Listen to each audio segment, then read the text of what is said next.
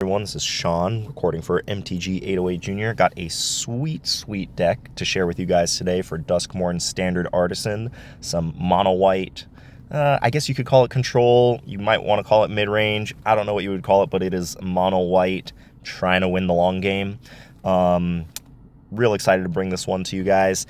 Some sweet cards and interactions here. But before we get to that, just want to give a shout out to all of our support coming from the Patreon. If you want to support Youth Magic in Hawaii, and I've been teasing that we are trying to branch out into other spaces potentially, so if you want to support Youth Magic potentially nationwide, please consider becoming a patron.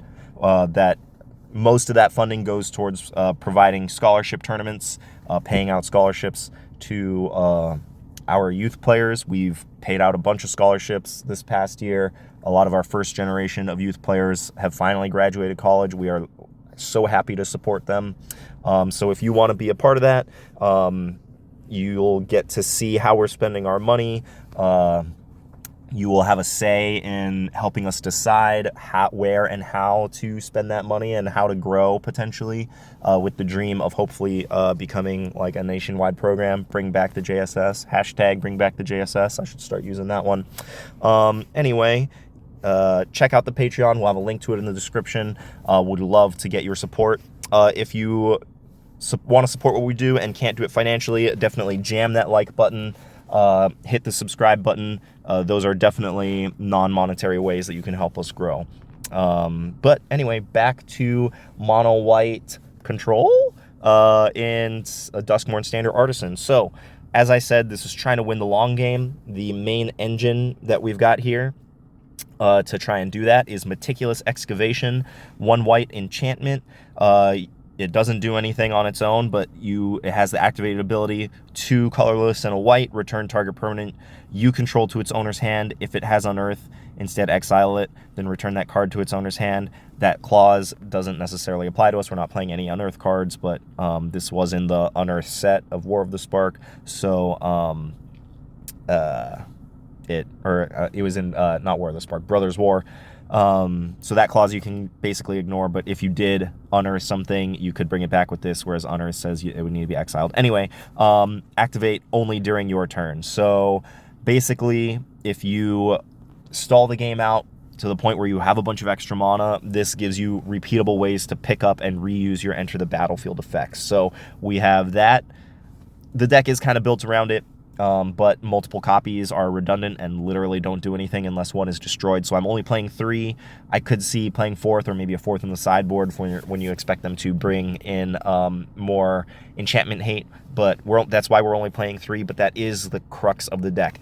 Almost everything else in the deck has an enter the battlefield effect. So there's some removal and then a bunch of ETB triggers. So let's start with the removal. Like I said, we are trying to win the long game, so we are needing to take the game long. Lay down arms, huge incentive to be mono white. Our mono base, as you saw, was just 24 planes, beautifully clean mono base. You're never going to get color screwed in this deck, and lay down arms is basically going to be able to kill anything. So 1 white sorcery, exile target creature with mono value less than or equal to the number of planes you control. Its controller gains 3 life.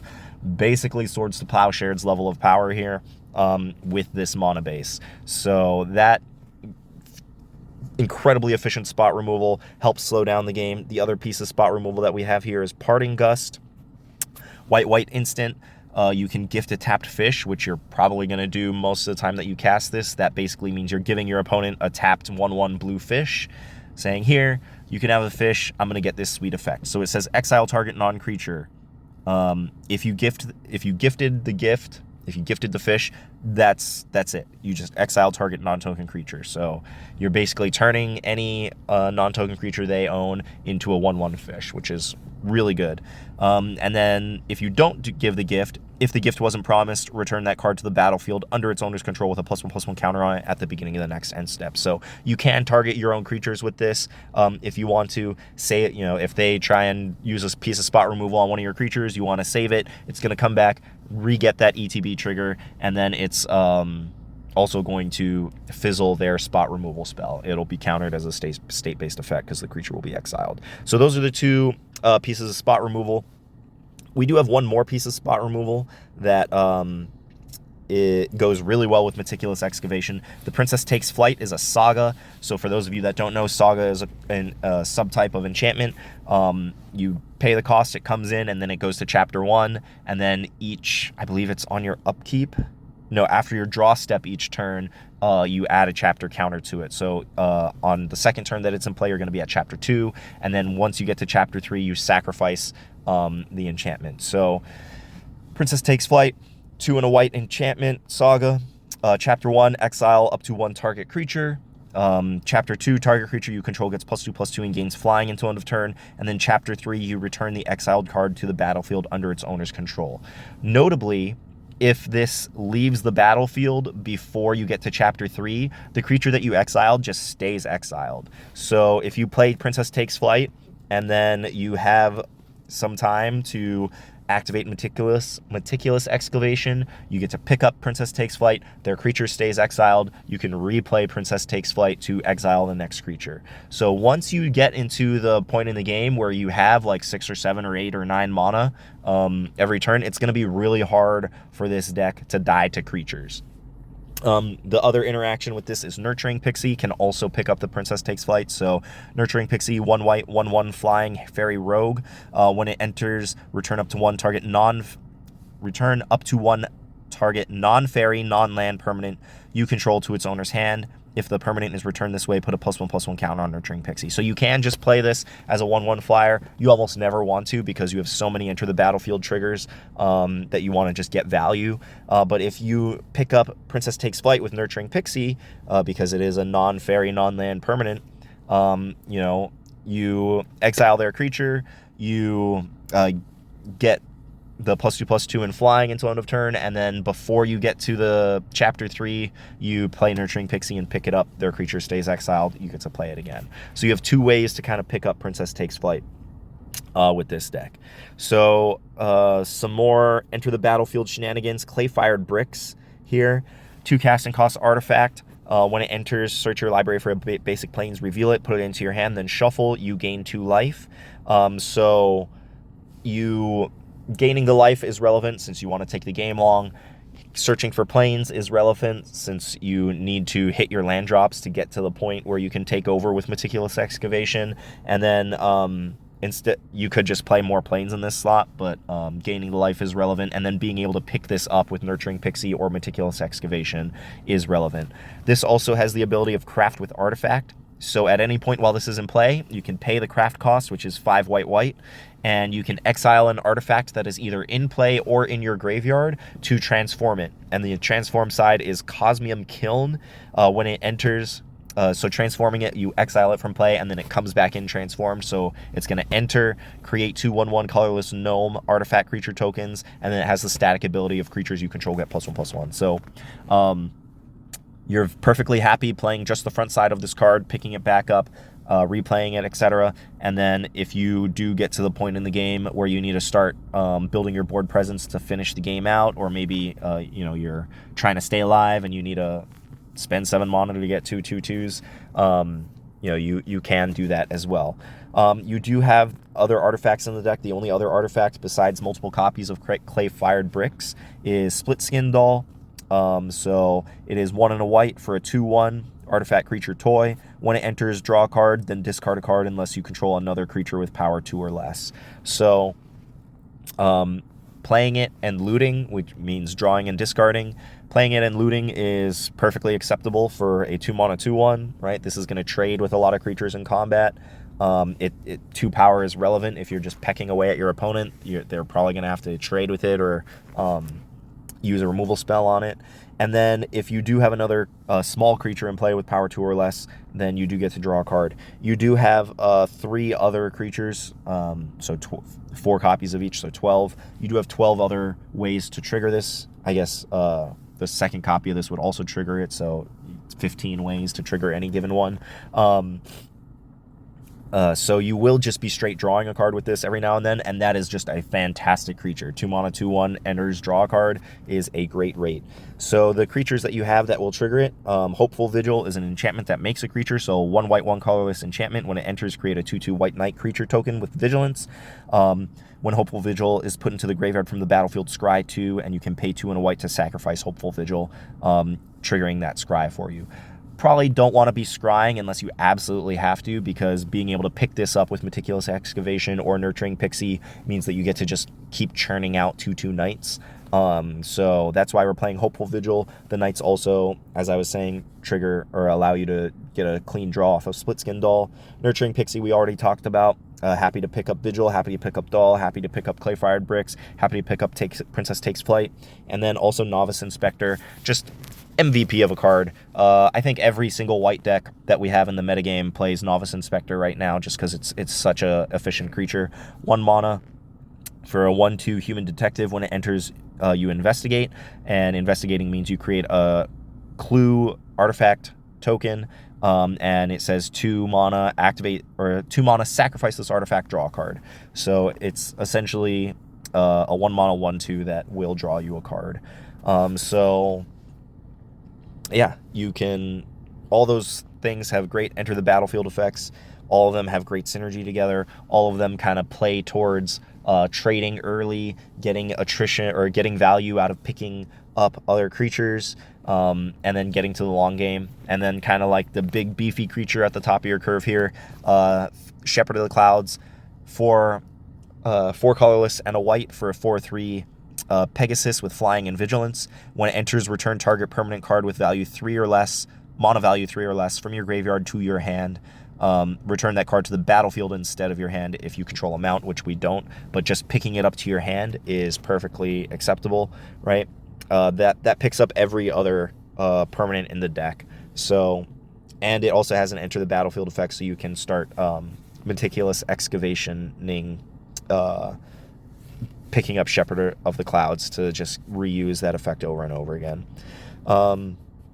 It does notably say target permanent card with mana value 3 or less, so if they do kill your Meticulous Excavation for whatever reason, or you want to pick up a Princess Takes Flight or Clay-Fired Bricks or Hopeful Vigil out of your yard, you can. It's not just creatures, but it picks up every other permanent in the deck. So that's kind of like your finisher. Playing 24 planes, you do want to hit a lot of land drops. We would probably be playing more if we weren't playing Clay-Fired Bricks, but Clay-Fired Bricks does gain you life and get you that card and gives you the opportunity to reuse it. So sweet main deck.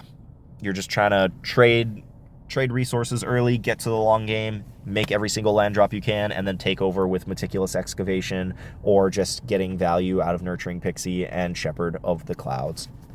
All right, moving on to the sideboard. So we've got, is it 3 or 4 copies of Elspeth's Smite here? Common theme in the metagame. Everybody wants to have sideboard cards for the red deck because it is just so very powerful. Like I said in that video, the red deck is basically a port from standard. It loses like some mana, some dual lands, and then like 1 creature, maybe 2 creatures, depending on the build. But like all of the commons and uncommons that are in the red deck have seen play at some point in the actual standard deck. So it's a very powerful deck. Every deck wants to have some sideboard slots dedicated to it, usually in the form of cheap removal. So we already have cheap removal in the form of Laydown Arms, but we also have Elspeth's Smite. Yeah, I have 3 copies of Elspeth's Smite here in the sideboard. So 1 white instant deals 3 damage to target attacking or blocking creature. If that creature would die this turn, exile it instead. So exile is important against Cacophony Scamp and Heartfire Hero. And just dealing 3 damage to an attacking or blocking creature. You do want to be careful. It is possible for them, the red deck, to like pump the creature's toughness outside of 3, especially if it's like a Monastery Swiftspear, which is gonna already has 2 toughness. Prowess will give it a 3rd toughness, and then triggering Prowess again or putting a roll on it will get it outside of the range of Elspeth's Smite. So you do want to be careful, but you do just need to have that extra early interaction to make sure that you don't die against red. Exercise is on the other end of that spectrum. If your opponent is playing a bunch of beefy creatures, exercise 1 white, 1 colorless, sorcery, exile target artifact, creature, or artifact, enchantment, or creature with power 4 or greater. So if your opponent is playing big beefy creatures, this is a great removal spell for you to side into. If they're playing relevant artifacts or enchantments that you want to get rid of, also a great removal spell for you to side into. Discerning Financier. This spot I'm kind of curious to see if this is good enough. But if you are on the draw and your opponent is playing a deck that wants to get past 3 lands, then siding this in makes sense. So at the beginning of it's a 2 white, 1 or 2 colorless, 1 white, 2/3 human noble. At the beginning of your upkeep, if an opponent controls more lands than you, create a treasure token, and then you can pay 2 colorless and a white. Choose target player. That player gains control of target treasure you control, and you draw a card. So if you're on the draw, you can play this on turn 3. Start making treasures. If your opponent keeps playing land drops, they're always going to be a turn ahead of you unless they miss a land drop. Start making treasures to kind of regain some of that lost tempo that you had from being on the draw, and then later in the game, if they still have more lands than you, you can start giving them treasures to dig deeper in your deck. This might not be powerful enough, but I think it's worth trying. And these cards that are like really good on the draw tend to be good sideboard cards, so I want to try it out and see if it's worth it. Last few cards in the sideboard here. Soul Guide Lantern, 1 colorless artifact. You can see a common theme in the decks that I make. I sideboard Soul Guide Lantern because I haven't done a deck tech yet on it, but there is a very powerful graveyard deck in the format, and it's really hard to interact with if you don't have... it's very resilient if you let them have their graveyard untouched. So Soul Guide Lantern, 1 colorless artifact. When it enters, exile target card from a graveyard. You can tap and sack it to exile each opponent's graveyard, or pay 1 and tap, sacrifice it to just draw a card. So if you've already taken care of their graveyard, you draw multiple copies, you can just cycle this to get a fresh card. Perfectly happy playing 3 copies, or maybe even 4 in your sideboard. And then the last card we have here is Dewdrop Cure, 2 colorless and a white sorcery. You can choose to gift a card, meaning they draw a card. So Parting Gust was gift a fish. They get a 1/1 fish. Gift a card means that they get to draw a card when you give them the gift. So return up to 2 target creature cards, each with mana value 2 or less from your graveyard to the battlefield. If the gift was promised, instead return up to 3 target creatures with mana value 2 or less from your graveyard to the battlefield. So there's only 12 actual targets for this in the deck, but all of them have great ETB effects. If you're playing against another deck that is planning on going to the long game, this is essentially like you're getting back 2 creatures. Novice Inspector and Split Skin Doll are both going to draw a card. When they enter, Nurturing Pixie is going to pick up another card. So you're getting the 2 creatures, but it's really like you're getting 4 cards out of it. If you do have 3 targets for it, you can gift them the gift, and then it's like you're getting 6 cards out of it. So this is really good to bring in against decks that you know you're going to go to the long game with. One notable exclusion that could possibly be an include in the deck is Case File Auditor. 2 colorless, 1 white, 1/4 human detective. When it enters and whenever you solve a case, we're not playing any cases. So when it enters, look at the top 6 cards of your library. You may reveal an enchantment card from among them and put it into your hand. Put the rest on the bottom of your library in a random order. And then you may spend mana as though or mana of any color to cast case spells. So that text isn't relevant, but just being a 1/4 slows the game down, great blocker, absorbs some damage, and then entering, you're able to search for enchantments. We do have Hopeful Vigil and Princess Takes Flight and Meticulous Excavation that are hits on it. So I don't know what you would cut from the main deck. It could very well be a main deckable card. It could just be in the sideboard over Discerning Financier. I think that's a personal call, but it is a very good fit in the deck. I didn't find space for it. It could be wrong to exclude it. So just wanted to shout that out as a possibility if you do try this deck out. Keep that one in mind. But yeah, I love this deck. If you haven't if you haven't figured it out yet, I like decks that are just kind of grindy and want to play to the long game, want to answer what your opponent is doing and just outvaluing people. That's the kind of Magic I like to play. This deck definitely does that. So if that appeals to you, give it a try. First Use Standard Artisan tournament in Hawaii is going to be October 27th, I think Mike said. So give it a try. Let me know what you think of it. And yeah, hit that like button, hit that subscribe button, check out the Patreon, and we'll see you next time for the next Tech. Thanks for stopping by. Peace and chicken grease.